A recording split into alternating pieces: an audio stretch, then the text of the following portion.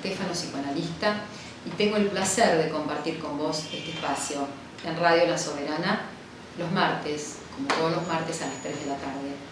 Este espacio al que me gusta llamar Soberanos Entredichos. Hoy voy a tener el enorme placer de conversar con Graciela Perocio, una persona a la que yo quiero mucho, que está ligada a mi historia y a la poesía, y que es escritora y poeta. Mucho tiempo antes del psicoanálisis, imagínate, en Grecia, 4 siglos antes de Cristo, Aristóteles, en la Poética, nos decía que justamente la poesía es la señora, la madre de todas las artes escritas. La palabra poesía proviene del griego, poiesis, y quiere decir creación, pero es una creación que tiene que ver con un hacer, es decir, con un saber hacer. Por su parte, Freud, a lo largo de toda su obra, rindió realmente un apasionado homenaje a las artes escritas en todas sus manifestaciones, a la prosa, a la poesía, ya que sostenía que claramente tienen que ver con el mundo de los afectos. Es más, Freud decía que como psicoanalista él debía ocuparse mucho más del mundo afectivo que del mundo psíquico de los seres humanos. Por otra parte, Freud también lo cita a Shakespeare, quien sostiene que el poeta conoce muchísimas cosas entre el cielo y la tierra. Freud compara el saber de los poetas con el saber de la filosofía y coloca a este último mucho más del lado de la ciencia. El saber del poeta, nos dice Freud, va todavía más allá. En su texto de 1907, El creador literario y el fantaseo, Freud establece una interesante relación entre los procesos psíquicos de la neurosis, del neurótico, y los procesos que se ponen en juego en el creador, es decir, en el escritor, en el poeta, en el pintor, en el escultor, en el actor. Y nos dice que en realidad son los mismos procesos. La diferencia está en que el neurótico cree o se cree ese mundo de fantasía y se aleja así de la realidad objetiva, desarrollando una enfermedad psíquica, la neurosis. Por su parte, el creador pone en juego esos procesos, pero para llevar a cabo su obra, y lo que hace justamente es poder alejarse, apartarse de la locura, en una desviación a la que Freud llama sublimación, que no es más que un destino de la pulsión sexual, es decir, la pulsión sexual que inhibe su meta, específicamente sexual, y toma otro curso, ese curso que permite justamente sublimar y que permite finalmente dar lugar a la creación. Por otro lado, Freud se pregunta, bueno, ¿de dónde obtiene el material el poeta? Ese material que además nos conmueve. Y hace una comparación muy interesante entre el trabajo del poeta y el juego del niño. Ambos toman su actividad con mucha seriedad y nos dice justamente que el niño, a partir del juego, crea un orden distinto de las cosas del mundo, un orden que le resulta, por supuesto, muchísimo más atractivo, satisfactorio, agradable. Esto también hace el poeta. Lacan, por su parte, nos dice que la poesía es la creación de un sujeto que establece una relación nueva, diferente, un orden distinto con el mundo. Hay poesía, nos dice, en todo escrito que pueda crear una realidad nueva, una realidad además de la que nos hace parte a nosotros como lectores. Si bien Lacan dice que él no es un poeta lo suficientemente bueno, que no es suficientemente poeta, nos insta a los psicoanalistas a basarnos en la poesía como camino maravilloso para la interpretación, como aquello que sostiene la interpretación. Y por otro lado, además, nos dice que la palabra poética es una palabra que adormece, pero a la vez despierta. Y despierta porque bordea un vacío que resulta imposible de decir. Es así entonces que tanto el psicoanálisis como la poesía, en realidad, lo que de alguna manera pretenden es poder producir algo del orden de la revelación, y en ambos casos a través de una palabra que siempre nos presenta y nos plantea algo de lo novedoso. Después de un corte musical voy a tener el enorme gusto de charlar con Graciela Perocio, escritora y poeta, y te dejo un ratito con la voz de Serrat y el maravilloso poema de Miguel Hernández, Elegía. En un ratito nos reencontramos. Estamos acá con mi querida Graciela Perocio. Hola, Graciela. ¿Qué tal? Gracias Tanto tiempo. por estar acá. Gracias por estar acá. Graciela Perocio es licenciada en Letras por la Universidad de El Salvador y ha publicado 10 libros de poemas, entre ellos Del luminoso error, Brechas del muro, La vida espera, Regreso a la fuente, El privilegio de los años, y en 2016 se publicó una antología con su obra. Graciela, un gusto enorme. Yo quiero contar que Graciela hace unos añitos prologó un librito de poemas que publiqué. Tengo el enorme placer de que haya sido justamente la autora de ese prólogo. Gracias. Fue un lindo trabajo aquel. Y ahora cuando vos hablabas en la introducción sobre la poesía y la relación con el juego y con la infancia, yo pensaba justamente en un libro que estoy trabajando ahora. Tengo un poema que yo lo dedico a todos los que están enamorados del sonido, ya sean poetas, músicos, porque recuerdo que eso fue lo primero, antes aún que la palabra. Claro. ¿No? Entonces, por ejemplo, me fijaba cómo sonaba la lluvia cuando daba en el vidrio, cuando daba en un cartón, cuando hacía esas cosas para ir, ¿no? Y era como que el sonido era como una especie de duende que yo tenía que ir a descubrir, a dónde estaba, por qué se comportaba así. ¿Y eso te funcionaba como inspiración? ¿Te ha funcionado como...? Lo que pasa es que esto es hoy día se convirtió en un poema, ¿no? Claro. De estos poemas que tienen citas de ópera. Sí.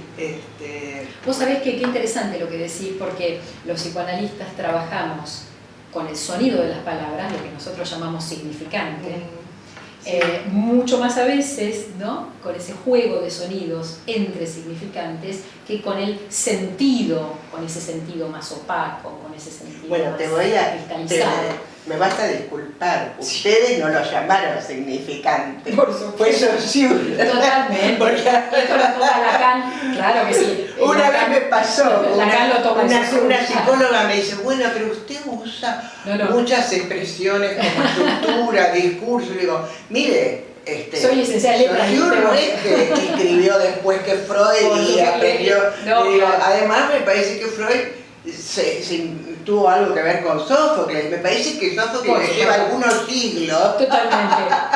Por eso digo, y está muy buena tu intervención en ese punto, digo, nosotros trabajamos con los significantes. Claro, ¿no? lógico. Trabajamos con los también. significantes, por supuesto que sí. Graciela, de todos estos libros maravillosos que vemos acá, a mí me encantaría que tomáramos el privilegio de los años. ¿Cómo no? Contame un poquito, contanos.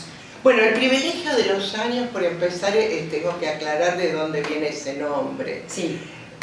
Hace muchos años, cuando yo vi en el cine la película El maestro de música, creo que es belga esta película, hay una escena entre la alumna amante joven y la esposa del profesor de canto, y donde la señora le dice a la muchacha: usted tiene la ventaja de la edad, pero yo tengo el privilegio de los años. Qué maravilla. Y esa, porque parecieran que son como sinónimos, ¿no? No, claro. Cuando vos decís rápido, sí. ventaja, privilegio, Sí, sí, y tal sin cual. embargo ahí había una distinción interesante, no sé cómo será exactamente en belga, ¿no?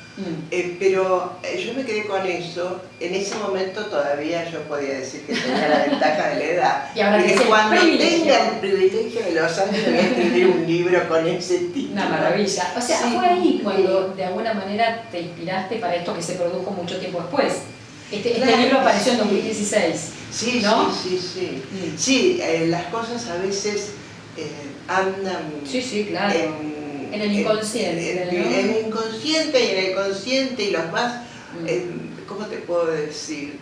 Trabajando. Por eso a mí me gusta a veces hablar de composición y redacción también como palabras separadas. A ver. Porque a veces la persona cree que no está escribiendo porque no está redactando. Pero cuando vos conversás con ella te das cuenta que está componiendo. Claro. No siempre se compone y se redacta en el mismo momento. Maravillosa la A diferencia. veces uno va componiendo claro y en sí. un momento dado, Claro. y a veces componés durante años y Totalmente. después vas y redactás.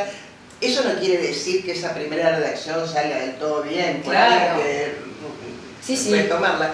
Pero Hablar no de es ese, tan matemático. Claro, de ese proceso de elaboración que se va produciendo y a veces del cual uno ni siquiera es consciente, ¿no? Por ahí vas localizando alguna cuestión, pero en términos generales... No, inclusive hasta a veces se puede aparecer como malestar, es cierto. Claro. Hay algo que te molesta, hay algo que no sabes qué es y después te das cuenta, porque yo tenía que escribir acá sobre esto. Claro. Y esa forma... En realidad uno escribe para saber, no es que uno sabe y a partir de ahí para transmitir. Claro. En la poesía generalmente pasa eso. Qué bueno esto que vas a tirar de un hilo que no sabes a dónde te va a llevar. Totalmente. Y probablemente si supieras no te interesaría tanto. O sí, o quizás mucho más. No, porque hay como una cosa de misterio, hay como un desafío de misterio. Sí. Algo que, esto que yo decía antes, ¿no? Algo de producir también algo de la revelación. Algo de la revelación se produce te cuando... te diría que muchas veces la revelación más completa es a través de la lectura del otro, más que de la propia escritura. Cuando el otro empieza a leer y empieza a preguntar y empieza el diálogo. Vos decís que eso completa de alguna manera. De repente ¿no? hace que más que nunca te veas como un otro, como decía Rimbaud, ¿no? Yo soy otro en el momento en que escribo. Y es, por eso es tan importante la difusión. Claro. Y por eso se publica también. Sí. Vos sabés que pensaba en relación con esto tan interesante que planteás, esto que también plantea Lacan, ¿no? Digo, la correspondencia, una carta, decía él, lo es en tanto hay un receptor y ese receptor la recibe. Hasta ese momento no existe. Claro. Digo, ¿no? Bueno, entonces es un poco eso. Sartre, en que es escribir, habla del entre. Claro, o sea, bueno. Como que un libro un libro no es lo que está en el estante. Exactamente. Y eso hace esta otra cosa que por ahí no pensamos, que es, sobre todo en la narrativa más, la necesidad del tiempo. Porque ¿dónde se arma una novela? En la cabeza del que va leyendo, en la cabeza, es una manera de decirlo, la cabeza, ¿no? Es en el tiempo del que lee que se termina de armar. Sí, otra vez no aparece, está en otro lado. Tal cual, aparece otra vez eso que vos decís, ese entre, ¿no? Seguro. Que es algo que a nosotros nos interesa tanto. Digo, a mí, por eso sobre los entredichos, acá hay un entre, claramente. Hay un entre aquí, hay un entre con... Y un entre con la lengua, con la lengua que se va trabajando. Una vez, cuando yo tenía el taller en Martínez, en la biblioteca de Martínez, pasó una cosa increíble. Una persona hizo un texto muy lírico, nosotros sacábamos un boletín. En el medio, entre que imprimimos el boletín, desde que se escribió y que se repartió el boletín, salió una publicidad que tomaba una de las palabras que estaba ahí. Vos sabés que cambió totalmente la lectura del texto. Era como se volvía paródico, porque porque nunca nos habíamos reído de ese texto. Además una publicidad, ¿no? Que llega, que tiene mucha sí. llegada, digo que... Y te cambia, ¿no? Sí, sí. Te cambia la lectura de las cosas. Cuando la gente de Fuji usó Noche de Paz, era terrible. Claro. Yo nunca más el Villa. Noche de Paz. No volvió a hacer lo mismo. Claro. No volvió a hacer lo mismo. Lo digo por esa interrelación. Digo, ¿no? claro, o sea... Que no somos los dueños de la por palabra. supuesto, claro. La palabra es algo que circula. Digo, y esto que circula, que pasa después, resignifica, digo, una cosa escrita. Claro, entonces también, y en esto también circulamos por lugares parecidos, los poetas, los psicoanalistas, esto de la lectura a posteriori, a precu, ¿no? Seguro. Digo, la resignificación de una historia, de una vida, si querés, a partir de una anécdota. De una anécdota. Claro. Sí. ¿Qué más nos podés decir, Graciela, sobre este libro Te maravilloso? puedo contar acá ¿Me podés contar? un poema basado en una anécdota, sí, a ver. para que veas lo que pasó. Vamos a ¿no? escuchar a Graciela leyendo un poema que es todo una maravilla. En realidad este poema pertenece al privilegio de los años y no llevan títulos, pero yo al poema este lo suelo llamar Guanabara en gris mayor. El ómnibus entre brumas grises me lleva sobre el mar que baña la bahía de Río de Janeiro. El puente te acerca a Río Bonito y conecta por el otro lado con la rodoviaria de Tijuca. Llovizna. En la niebla oigo íntimamente la voz de mamá. ¿Qué vas a pedir de regalo de Reyes? Quiero ese disco que pasa por la radio. Mañana, tan bonita mañana, de un día feliz que llegó. En el verano del 59 todos hablaban de Orfeo Negro. ¿Estás segura? ¿Para qué querés esa música? Para llorar, mami. La madre se queda tiesa, muda ante esta niña difícil con la que no sabe qué hacer. Tan distinta a su deseo. Mientras cruzamos el puente canto para mí una y otra vez.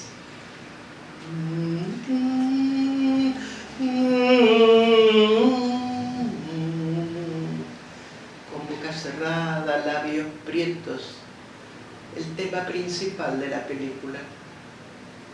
Por suerte la intuición paterna llegó oportuna desde el otro cuarto. Ningún problema, hija, tendrás el disco. Es que esa mujer tiene voz de misterio. Me gusta y me da miedo. Mucho, papi. Vas a aprender esa canción. La que canta es Maísa Matarazzo. Ojalá tengas un decir como el de ella. Maravillosa. Pero te voy a pedir algo. Su aprendida virilidad contuvo las lágrimas que igual brillaban en los ojos. Las vi y no olvidé. Te pido que la cantes siempre, pero no vivas así. No, nunca.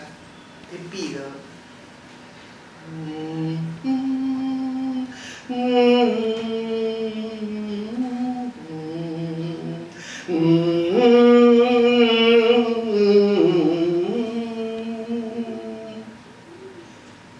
Oh papá, todo está gris en Río. Una maravilla. Gracias. Una maravilla. Graciela, ¿qué, a vos como persona, qué te permite escribir poesía? Bueno, en lo particular, y está escrito esto, yo estoy segura que no estaría viva sin la escritura, ¿no? Sí, una vida que tuve que enfrentar una serie de situaciones realmente bravas. Es muy fuerte lo que decís, no estarías viva. Sí, no si estaría fuera viva, no estaría viva. por la Es escritura. lo que me sostiene, ¿no? No digo que sea la escritura sola, porque Claro, además por es siempre la supuesto. escritura circulando, Sí, claro. la escritura Sí, sí. como vínculo con el otro. Tal cual. Pero es una enorme compañía, el texto siempre está, el cuaderno siempre está con uno. con una. Y bueno, y eso ayuda, es otra mirada sobre las cosas, ¿no? Es un diálogo que acompaña mucho. Sí, además vos tenés otra pasión, me parece que tiene que ver con hacer, no sé si lo seguís haciendo, pero talleres literarios, con gente que escribe. En este momento no estoy trabajando tanto en docencia. Yo trabajé mucho en docencia, sí, y hubo un momento que necesité centrarme más en lo mío. Si bien claro, a veces tomo algún alumno específico que viene, por ejemplo, a hacer lo que se suele llamar ahora clínica de texto, o sea, claro, sí, sí. Terminar de armar el orden de unos poemas. Como voy a hacer yo próximamente. A dar vuelta. Querés hacer otra cosa. Otra vuelta, sí, sí, reescribir. Como yo te decía una cosa, sí. Yo te hablaba de Gloria Gervitz, que es una genia de la poesía mexicana y mundial, por supuesto, pero que ella siempre escribe el mismo libro, claro, ampliado, retomado. Es maravilloso, sí, sí, sí. ¿No? Me parece que podemos... Notable. Sí. Creo que son como 11 versiones. Sí, sí, que es la idea que yo tenía, y que esto tiene también tantos puntos en común con el trabajo de análisis, ¿no? Ir reescribiendo la propia historia, releyendo la propia historia una y otra vez, ¿no? Me parece que va por ese lado. Y cada vez te va diciendo una cosa por supuesto. Y vos la ves desde otro lado. Sí, y como nos sorprendemos ante la posibilidad de leer de manera diferente una historia que claramente no se puede objetivar, ¿no? Imposible decir, bueno, objetivamente es esto, sino que hay lecturas. Eso también es muy interesante a veces verlo en otros poetas. Por ejemplo, yo tengo un trabajito, un ensayito que lo estoy pasando estos días en la computadora porque lo hice antes de tener computadora, que es el cambio en la poesía de Alfonsina Storni, sus dos libros finales, ¿no? Y hay una cosa muy interesante, como ella pasa de ese hombre genérico al que le habla al principio, sí, a uno concreto, con una estatura, con una edad, ¿no?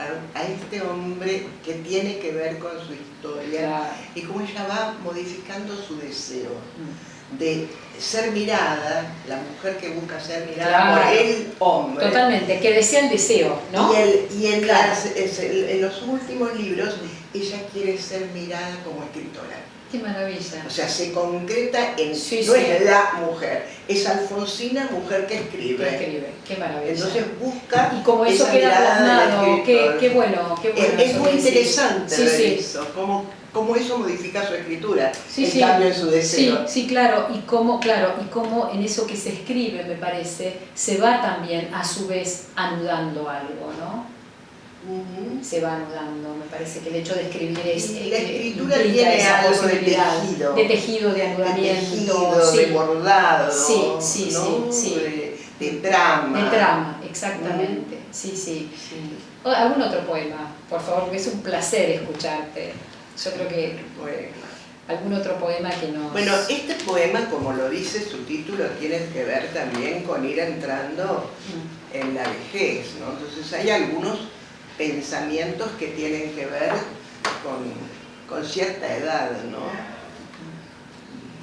Cómo soportar la propia historia, el peso de todo lo que hicimos y el de lo que no, sin poder cambiarlo y midiendo ahora las consecuencias del vértigo, del miedo o de la ineptitud. Cómo soportar y soltar riendas, a ver qué hace el próximo jinete y qué entregar aún cuando hayamos traspasado la montura, qué otra palabra capaz de alquimia o acaso de perdón, y aún así, cómo soportar haber envejecido y no saber. Una maravilla. ¿Sabes qué? Me parece que nada mejor que la lectura de este poema para cerrar este encuentro, porque lo que nosotros aprendemos en un análisis es justamente a soportar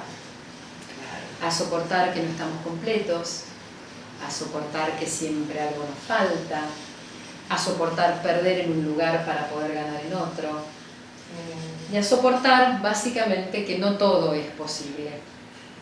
Y sobre todo que el verbo soportar tiene este otro sentido, que no es aguantar, claro, el soporte, totalmente, lo que se sostiene. Por supuesto, ¿no? Por eso, claro, es soportar, justamente, claro, es soportar y no aguantar, ¿no? Claro. Es soportar, lo cual implica algo de ese recorrido que nos permite posicionarnos en otro lugar, ¿no? Aceptar esto del no poder todo, digo... Porque además tampoco es que no sabemos nada. No. Pero hay una parte de misterio. Indudablemente. Y contemplar esa parte del misterio. Indudablemente, sí. Como que hay un otro más. De hecho, sí. De hecho, justamente la castración es el soportar no saber. Claro. Entonces, me parece que lo que vos decís desde la palabra poética es maravilloso y no hace más que coincidir con esto que proponemos desde la teoría psicoanalítica. Graciela, un gusto enorme. Seguramente vas a volver a partir de marzo, si arrancamos nuevamente con el programa, vas a estar acá hablando de otro libro. Un placer enorme y gracias. No, pues gracias a ustedes. Uno hace estas cosas justamente para que circulen. Por supuesto, gracias. Nos encontramos el martes que viene, como todos los martes a las 3 de la tarde, en Radio La Soberana, en este espacio que me gusta llamar Soberanos Entredichos, y no te olvides, si vos no estás ahí, este espacio no es